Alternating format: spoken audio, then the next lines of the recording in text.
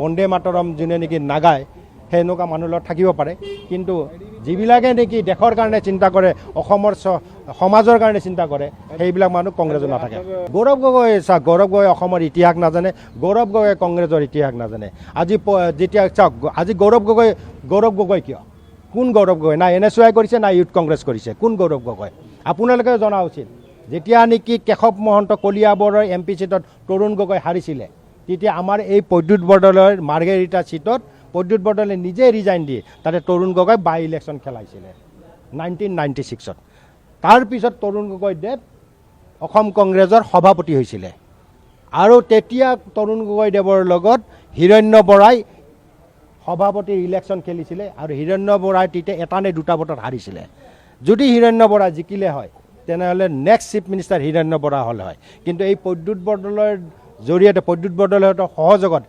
তৰুণ গগৈ সভাপতি হৈছিলে আৰু তৰুণ গগৈ মুখ্যমন্ত্ৰী হৈছিলে আৰু তৰুণ গগৈ মুখ্যমন্ত্ৰী হোৱাৰ কাৰণেহে গৌৰৱ গগৈ আজিৰ দিনত সাংসদ নহ'লে যদি হিৰণ্য বৰা তেতিয়া যদি মুখ্যমন্ত্ৰী হ'লে হয় তেনে এই গৌৰৱ গগৈ ৰাহুল গান্ধীও চিনি নাপালে হয় গতিকে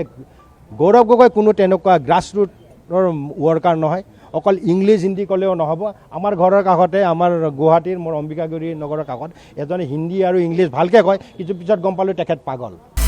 আপুনি বিচৰা বাতৰি পাব কেৱল নিউজ 18 এপত নিউজ 18 এপ ডাউনলোড কৰিবলৈ স্কেন কৰক এই QR কোড গুগল প্লে ষ্টৰতো পাব এই নিউজ 18 এপ কিন্তু বন্দে মাতৰম যোনে নেকি নাগায় সেনেকুৱা মানুহৰ লগত থাকিব পাৰে কিন্তু যিবিলাকে নেকি দেশৰ কাৰণে চিন্তা কৰে অসমৰ সমাজৰ কাৰণে চিন্তা কৰে সেইবিলাক মানুহ কংগ্ৰেছত নাথাকে গৌৰৱ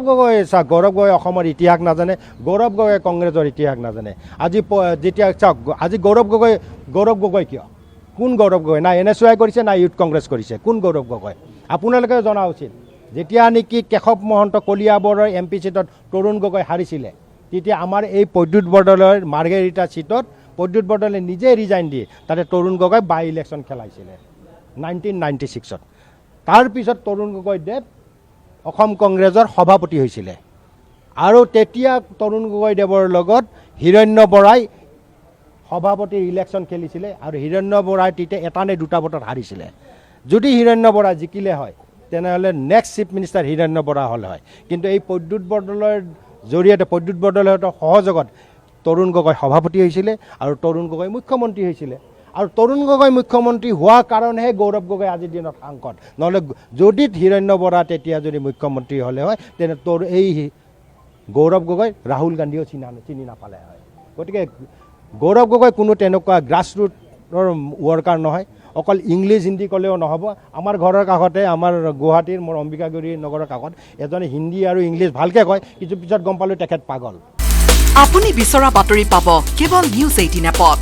নিউজ 18 এপ ডাউনলোড কৰিবলৈ স্কেন কৰক এই QR কোড গুগল প্লে ষ্টৰতো পাব এই নিউজ 18 এপ